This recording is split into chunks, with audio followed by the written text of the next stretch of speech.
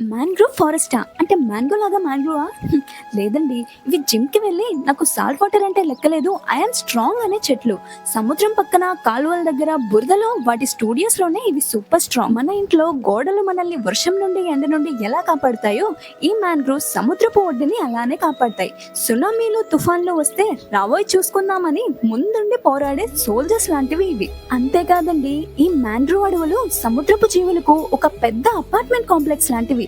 చిన్న చేపలు అన్ని వీటి వేళ్ల మధ్యలో హాయిగా ఉన్నామని ఆడుకుంటాయి.